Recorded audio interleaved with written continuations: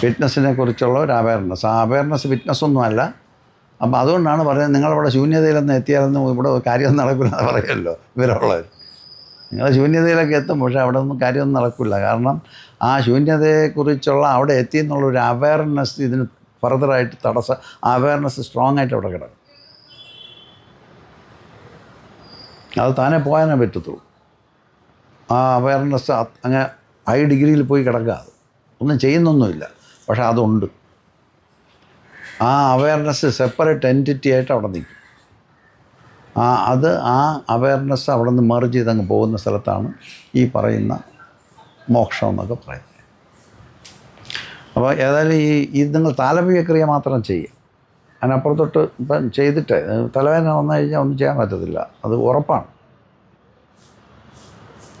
അപ്പോൾ അതുകൊണ്ട് നമ്മൾ ബാഡിയെല്ലാം നല്ല റിലാക്സ്ഡായിട്ട് പ്രാണായാമമൊക്കെ ശീലിച്ച് ഒരു നല്ല ഒരു ഇതായിട്ട് പതുക്കെ പോകുമ്പോഴത്തേക്കും ഈ താലപിക ക്രിയ ചെയ്ത് കഴിഞ്ഞിട്ട് മറ്റേതിലേക്ക് പോകുമ്പോൾ ആക്ച്വലി നമുക്ക് അങ്ങനെ ഒരു സ്ട്രെയിനൊന്നും വരത്തില്ല. പിന്നെ വളരെ ഷാർപ്പായിരിക്കും. ഷാർപ്പെന്ന് ഞാൻ പറയുന്നത് എന്ത് കണ്ടാലും അത് നിങ്ങൾ കാണും, പ്രൊജക്ഷൻ ഇല്ലാതെ കാണും. കാരണം മൈൻഡ് അവിടെ ഡീഫങ്ക്ഡ് പോലെ ഇരിക്കുക. അപ്പോൾ അതുകൊണ്ടൊരു കാര്യം കണ്ടാൽ അതേ കാണുള്ളൂ. ഇപ്പം ഞാൻ കാണുമ്പോൾ വിനോദം ഇല്ല, കാണുന്നത് മാത്രമേ ഉണ്ടാവൂ. അത് നമുക്ക് സാധാരണ ഗതിക്ക് ഈ കണ്ടീഷൻ മനുഷ്യന് അതങ്ങനെ ചിന്തിക്കാൻ പോലും പറ്റില്ല. നമുക്ക് വലിയ വിഷമമായിട്ടല്ലേ പറയുന്നത്, ഞാൻ കണ്ട് ഇയാളുടെ പേരെന്താ എനിക്ക് ഓർമ്മയില്ല കേട്ടോ, ഒരു കുറ്റബോധത്തിലാണ് പറയുന്നത്. അൾസൈമേഴ്സ് പോലെ ഈ പേരും ഫോമുമായിട്ട് കണക്ട് ചെയ്തിരിക്കുന്ന സ്ഥലത്തുനിന്ന് അങ്ങ് മാറിപ്പോകും. ഈ പേരും ഫോമുമായിട്ട് നമ്മൾ കണക്ട് ചെയ്തിട്ട് മനസ്സിലാക്കുന്നത് ഒരു ഇൻ്റലക്ച്വൽ അണ്ടർസ്റ്റാൻഡിങ് ആണ്. അതിൻ്റെ ലിമിറ്റേഷനൊക്കെ നമ്മൾ കണ്ടല്ലോ, ഈ ദിവസത്തെ ഡിസ്കഷനിൽ കണ്ടു. അപ്പോൾ ആ ലിമിറ്റേഷനൊക്കെ ഇപ്പോൾ പോയി. അങ്ങനെ പേരും ഫോമും ഒന്നുമില്ല. അപ്പോൾ എന്ത് കണ്ടാലും അതുപോലെ കാണുകയാണ്. ഈ മനുഷ്യൻ ഇട്ടിരിക്കുന്ന പേരാണോ? കാട്ടി കിടക്കുന്ന ഇന്നലെ സാറാണെന്ന് തോന്നുന്നു പറഞ്ഞത്, കടപ്പുറത്ത് നിന്നിട്ട് അയല മീനാണെന്ന് പറഞ്ഞത്. മീനിനറിഞ്ഞൂടാ അതിനെ അയല എന്നാണ് അതിൻ്റെ പേരെന്ന്. ഒന്നിനും അറിഞ്ഞൂടാ, ആനയ്ക്ക് അറിഞ്ഞൂടാ ആനയാണെന്നാണ് എൻ്റെ പേരെന്ന്. നമുക്കറിയാം ഞാൻ ശാന്തിപ്രസാദാണെന്ന്. അവിടെ പോയല്ലോ കളി. ഇതാ പ്രശ്നം. ഈ ഐഡൻറ്റിഫിക്കേഷൻ എന്ന് പറയുന്നത് അവിടെ ഉണ്ടാകത്തില്ല. അപ്പോൾ അങ്ങോട്ട് പോയി ഇരിക്കുന്നതിനാണ് നമ്മൾ ഈ യോഗം എന്ന് പറയുന്നത്. അതിനുവേണ്ടി ഇപ്പോൾ ഇത്ര കഷ്ടപ്പെടണമെന്നൊക്കെ ആലോചിച്ചോളാം.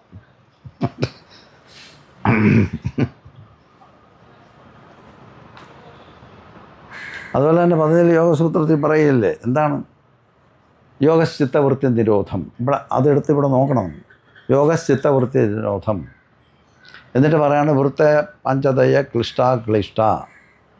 ഈ അക്ലിഷ്ടം ക്ലിഷ്ടമായിട്ടുള്ള 5 വൃത്തികളാണ് ഉള്ളതെന്ന്. പ്രത്യക്ഷത്തിൽ കാണാവുന്നതും ഹിഡനായിട്ടും കിടക്കുന്ന വൃത്തികൾ മനസ്സിനുണ്ട്. അതെന്താണെന്ന് അടുത്ത സൂത്രത്തിൽ പറയാണ്. പ്രമാണ വിപരീയ വികല്പ നിദ്രാസ്മൃതി എന്ന് പറയും. Comprehension, misapprehension, memory, imagination and sleep എന്ന് പറഞ്ഞ 5 വൃത്തികൾ മനസ്സിനുണ്ട് എന്ന് പറയാം. അപ്പോൾ നോർമൽ കേസിൽ എന്താണ് സംഭവിക്കുന്നത് വെച്ചാൽ, normally when you are in the state of yoga, അതാണ് ഈ മൈൻഡ് ഡ്രോപ്പായി കിടക്കുമ്പോൾ നമ്മൾ സ്റ്റേറ്റ് ഓഫ് യോഗയിൽ നിൽക്കുകയാണ്. അപ്പോൾ എന്താണ്, വിറ്റ്നസ് മാത്രമേ അവിടെ കാണത്തുള്ളൂ. The seer abides in itself എന്നാ, സീയർ മാത്രമേ ഉള്ളൂ, വേറെ ഒന്നുമില്ല. അപ്പം അടുത്ത സൂത്രം പറയാണ്, എന്നാൽ at other times what happens, identifying with activities of the mind. അതാണ് അടുത്ത സൂത്രം. അപ്പോൾ 2 പോസിബിലിറ്റിയാണ്. ഒന്ന് വിറ്റ്നസ് ആയിട്ടിരിക്കുക, അതല്ലാത്ത സമയത്ത് ഐഡൻറ്റിഫൈഡ് ആയിട്ടിരിക്കുക. ഐഡൻറ്റിഫൈഡ് ആയിട്ടിരിക്കുമ്പോഴാണ് ഈ മൈൻഡ് വർക്ക് ചെയ്തിട്ട് ഈ എല്ലാം കണ്ടുകൊണ്ടിരിക്കും. നമ്മൾ കാണുന്നത് ഒന്നുമേ സത്യമല്ല, നമ്മൾ കാണുന്നത് ഒന്നുമേ അൾട്ടിമേറ്റ് അല്ല, എല്ലാം ചേഞ്ച് ചെയ്തുകൊണ്ടിരിക്കുന്ന.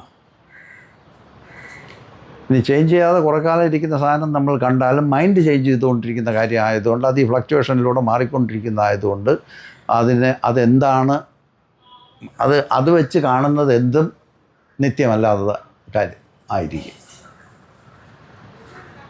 പെർമനൻ്റ് ആയിട്ടുള്ള ഒന്നും മൈൻഡിനെ സംബന്ധിച്ചിടത്തോളം കാണാൻ പറ്റത്തില്ല. അതുകൊണ്ടാണ് മൈൻഡിനെ ഡ്രോപ്പ് ചെയ്തിട്ട് നിങ്ങൾ ഇരിക്കുകയാണെന്നുണ്ടെങ്കിൽ നിങ്ങൾ ഈ പറയുന്ന വിറ്റ്നസ്സായിട്ട് ഇരിക്കാൻ പറ്റും. അൺഅഫക്റ്റഡ് ആണ് വിറ്റ്നസ്. തഥാ ദൃഷ്ടു സ്വരൂപേ അവസാനമാണ്. ആ സന്ദർഭത്തിൽ ദ്രഷ്ടു എന്ന് പറയുന്ന seer abides in itself. Identify ചെയ്യാതെ സിയറായി തന്നെ ഇരിക്കും. എന്നാൽ അറ്റ് അതർ ടൈംസ് എന്ത് കാണി? വൃത്തയ, പാഞ്ചതയ, കൃഷ്ണ എന്ന് പറഞ്ഞ 5 ഉണ്ടല്ലോ, അതിലേതെങ്കിലും ഒന്നിൽ കയറി ഐഡൻറ്റിഫൈ ചെയ്തിരിക്കും. ആദ്യത്തെ 5-6 സൂത്രത്തിനകത്ത് മൊത്തത്തിൽ പറഞ്ഞിട്ടുണ്ട്. ഇതാണ് നമ്മുടെ ജീവിതം. അപ്പോൾ അതുകൊണ്ടാണ് നമ്മൾ ഈ പറയുന്നതിനെ അന്വേഷിച്ച് പോയിട്ട് ഇതാണ് അതിൻ്റെ അൾട്ടിമേറ്റ് ആയിട്ടുള്ള കാര്യം എന്ന് നമ്മൾ പറഞ്ഞ് വിശ്വസിച്ച് മനസ്സിലാക്കി അങ്ങനെ വെച്ചുകൊണ്ടിരിക്കുന്നു. അപ്പോൾ ഈ മൈൻഡിൻ്റെ ആക്ട് ചെയ്തപ്പോൾ ഞാൻ ഇതൊക്കെ പറയുമ്പോൾ ചില ആളുകളൊക്കെ അതെന്തോ സാറേ അങ്ങനെ ചുമ്മാ വെറുതെ ഇങ്ങനെ ഒന്നുമില്ലാത്ത മഹാബോധമില്ലാത്ത ചുമ്മാ ഇങ്ങനെ ഇരിക്കുന്ന ഇത്, അതിനാണ് നമ്മളിതെല്ലാം കഷ്ടപ്പെടുന്നത്. എന്താണെന്ന് വെച്ചാൽ പ്രമാണം എന്ന് വെച്ചാൽ കോംപ്രിഹെൻഡ് ചെയ്യാനേ ഒക്കില്ല സാറേ. ഒന്ന് കണ്ടാലും മനസ്സിലാകാത്തവരത്തിന് പിന്നെന്ത് ജീവിതം സാർ? അറ്റ്ലീസ്റ്റ് ഒന്ന് തെറ്റിദ്ധരിക്കുകയെങ്കിലും വേണ്ട, അതും പറ്റില്ല. കോംപ്രിഹെൻഡ് ചെയ്യാൻ നോക്കില്ല, തെറ്റിദ്ധരിക്കാൻ നോക്കില്ല. എന്നാൽ പിന്നെ എന്തെങ്കിലും മനസ്സിൽ ഊഹിച്ച് കാണാമെന്ന് വെച്ചാൽ അതും പറ്റില്ല. സങ്കല്പങ്ങളും പറ്റില്ല, നടക്കില്ല യോഗത്തിൽ. പിന്നെ അതുവരെയും നമുക്ക് ക്ഷമിക്കാം. ഇത് കഴിഞ്ഞിട്ട് ഉറങ്ങാൻ പറ്റില്ല എന്ന്. പ്രമാണ വിപരീയ വികല്പ നിദ്രയില്ല, ചുമ്മാ ഇങ്ങനെ ഇരിക്കുക. പിന്നെ എന്താണ് സ്മൃതി, ഓർമ്മയും വിട്ടുകളായെന്നൊക്കെ. പിന്നെ അൽസൈമേഴ്സായിട്ട് ഞാൻ എവിടെ പോയി കിടക്കണം? എനിക്കിത് വേണ്ട സാറേ, ഞാൻ തന്ന പൈസ ഇങ്ങനെ ഞാൻ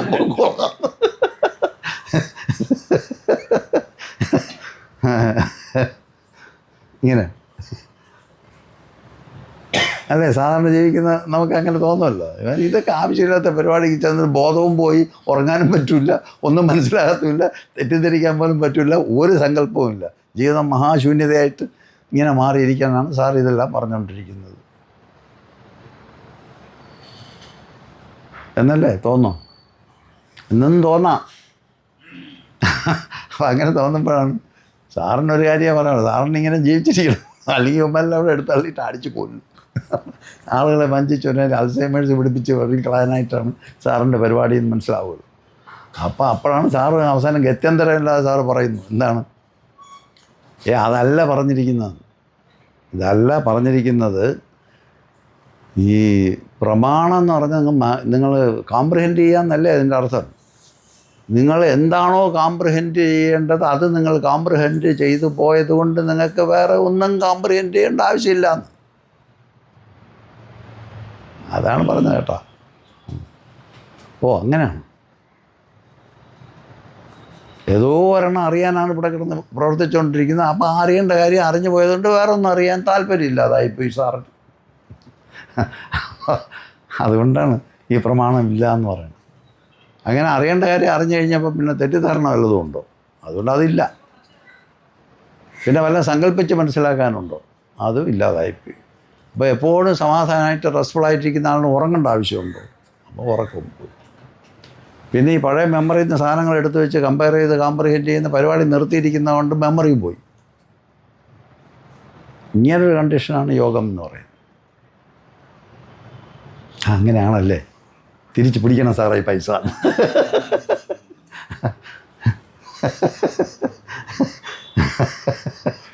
ഇത് പിടിക്കണം, ഞാൻ കൂടെ ഒന്ന് നോക്കാം. അത് തന്നെ, ഇതാണ് യോഗത്തിൻ്റെ വഴി. അത് എല്ലാ യോഗങ്ങളും ഈ എയിമിൽ തന്നെയാണ്. അപ്പോൾ നമുക്ക് ചെറിയ ബ്രേക്ക് എടുക്കുന്നത് നല്ലതായിരിക്കും.